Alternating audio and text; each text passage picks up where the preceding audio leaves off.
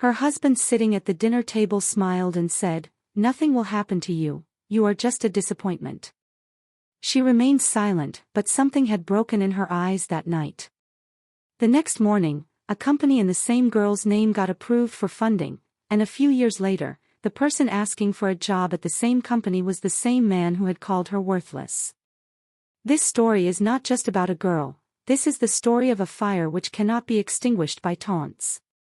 Rather, one day it becomes a success and shines in front of everyone. Do you want to know how that girl pulled herself from hell and created her own heaven? So wait, because what's going to happen next is more shocking than you can imagine. I'm just a disappointment.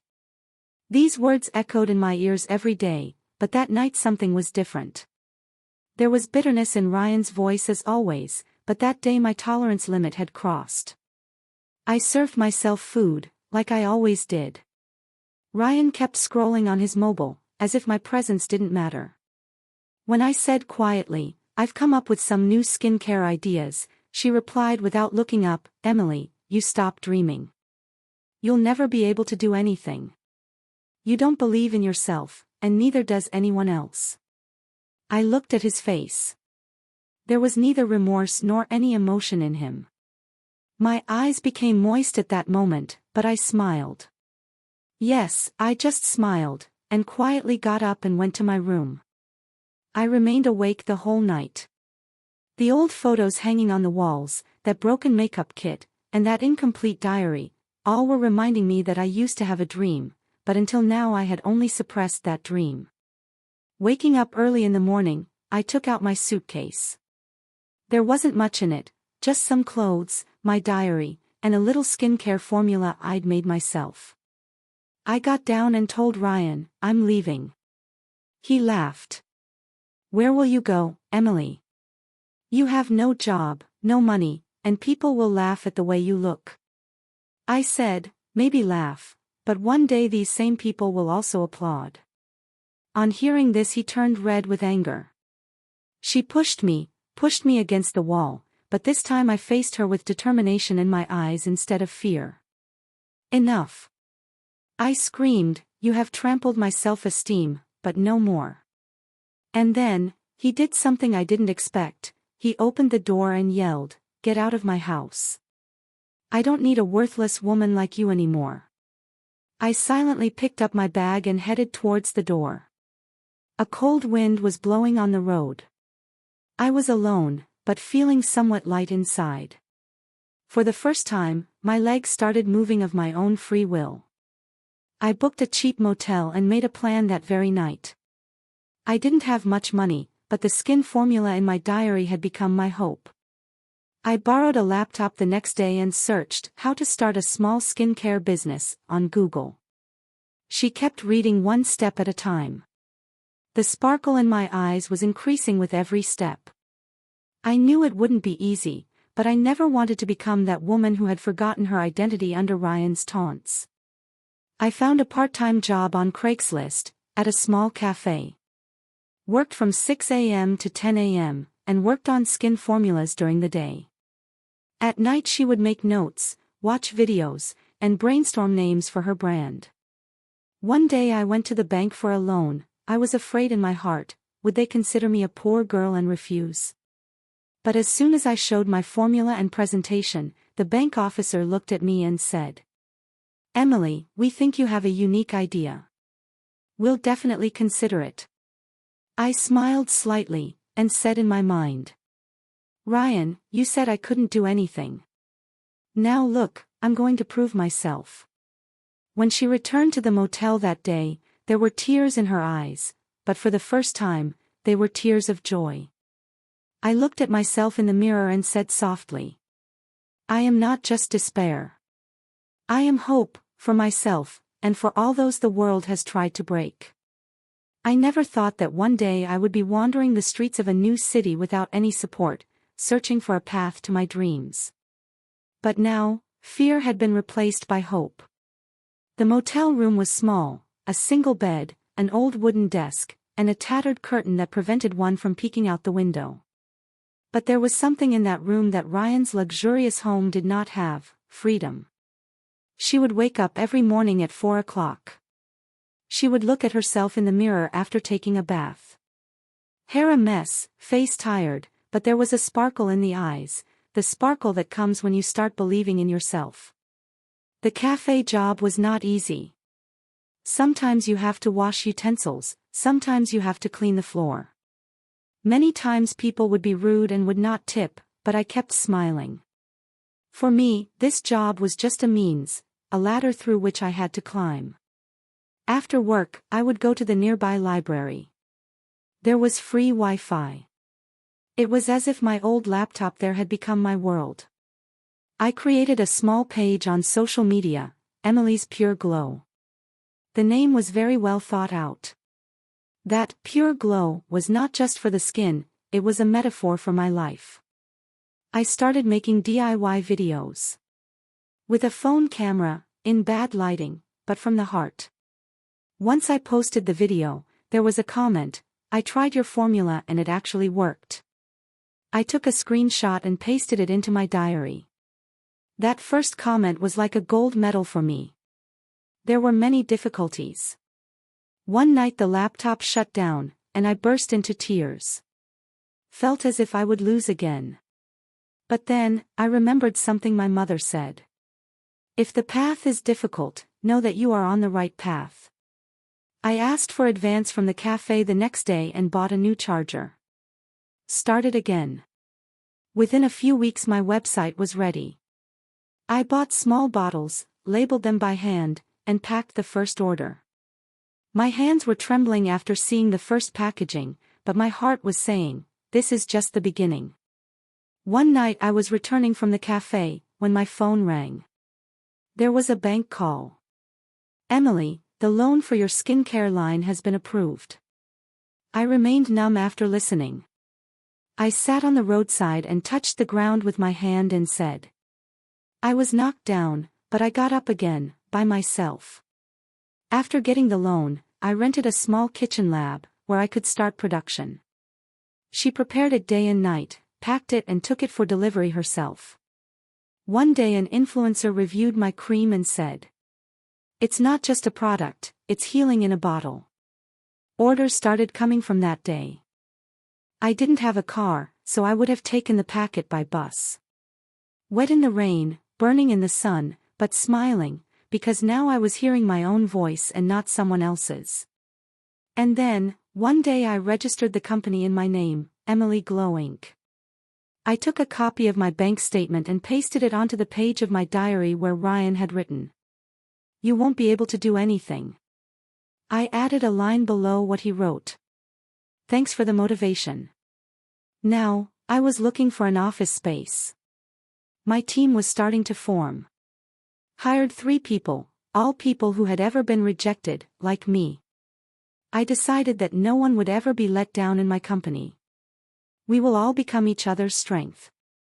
And then, one day I was sitting outside the office in the evening, tired but full of satisfaction. Then I opened the diary and asked myself, am I still just a disappointment? No, now I am Prerna.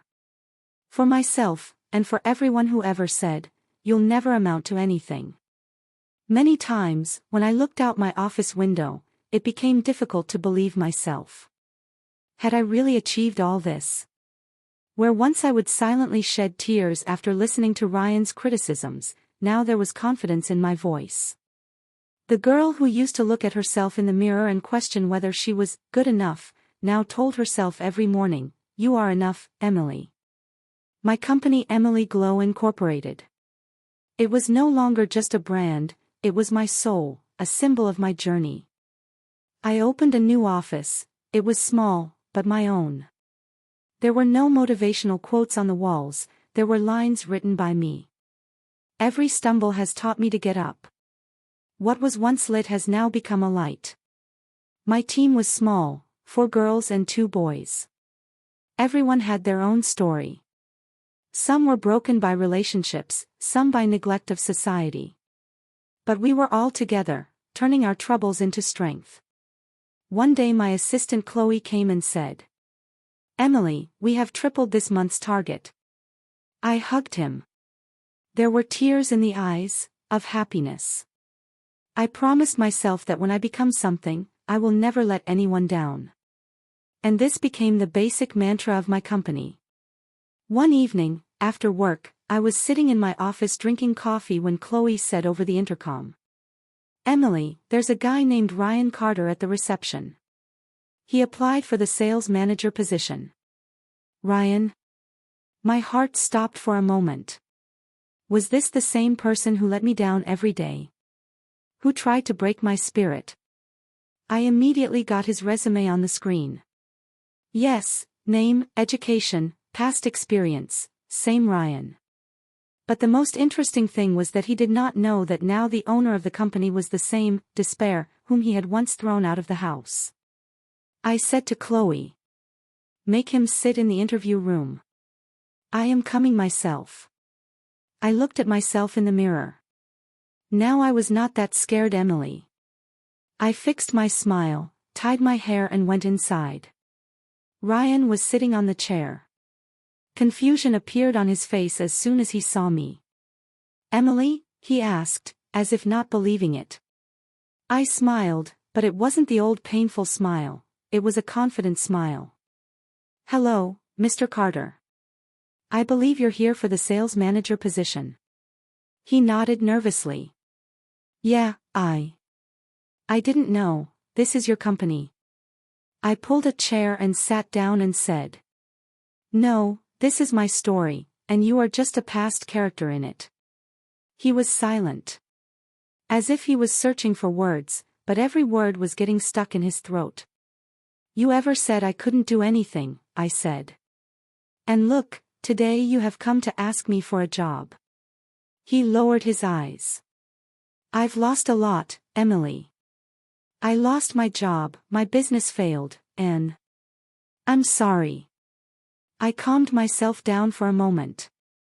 I knew that I had not come for revenge. I just wanted to show him the same mirror in which I had seen myself breaking and getting up again every day.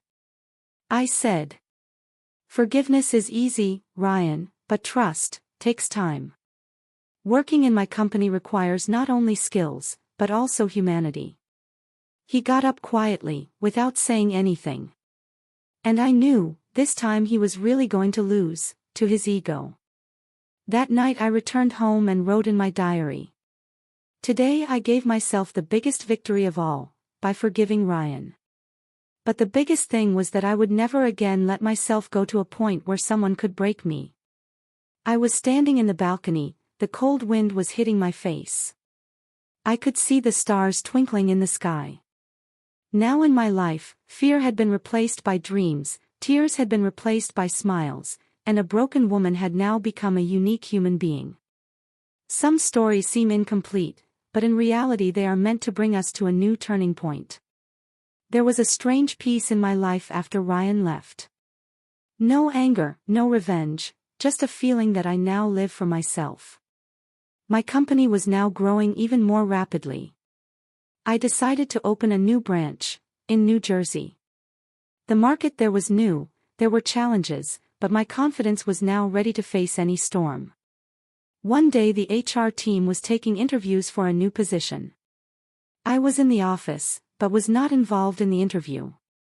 Just then Chloe came into my cabin, a little nervous. "Emily, there's something you need to see. We've had an application come in, name Ryan Carter." I was shocked. "What?" "Yes, he showed on the screen. He doesn't know that this is a new branch of your company. HR has shortlisted him because his profile is strong." I thought for a moment. Maybe it was all a job for Ryan. But for me, this was the last chapter of my own story. Was I the same Emily who was afraid of her past? Or was she now a woman who could look back at her past? Interview day. I told HR that this time I will take the interview myself. Didn't tell the team why. When he entered the room, his face was again filled with the same confusion. He looked at me, then looked away, as if he couldn't believe that he was standing in front of the same person to whom he had once said, "You're just a disappointment." I said in a calm voice. Hello, Mr. Carter. Please, have a seat. He sat, feeling embarrassed. I opened his resume in a professional manner. Impressive resume. You've got good experience in sales. But tell me one thing, what's the biggest mistake of your life? He became silent. After some time he said. I once underestimated a person. I humiliated them, broke them, and thought I was superior. But that person turned out to be much stronger than me. Something melted inside me, but I controlled myself. So what do you want now? He looked into my eyes. For the first time without ego. A fresh start. A chance to just act like a person, not be a boss. I thought about what he said for a while. Then he smiled and said. The two most important qualities in a company are competence and humility. If you have both, the past doesn't matter. He was shocked. Maybe he didn't expect that. Welcome to the team, Mr. Carter. But remember, I'm your boss now. He smiled, a little shyly. And I'm not the same person anymore. Thanks, Emily. Ryan was now part of my company, in a small department. I did not give him any special treatment, nor did I take any revenge. I had taken my revenge long ago, by proving myself. With time he worked hard and gained respect. And I learned that forgiveness does not make the heart weak, it makes the heart bigger. A few months later, my company received the Women-Owned Business of the Year award. Standing on that stage, I said only one thing. When someone tries to break you, don't break, be something they remember. I am the same girl to whom one day her husband said, you are just a disappointment, and today he works in the same girl's company. I smiled in response to the applause, but there was moisture in my eyes. Because throughout this journey, I didn't just change the world, I found myself again.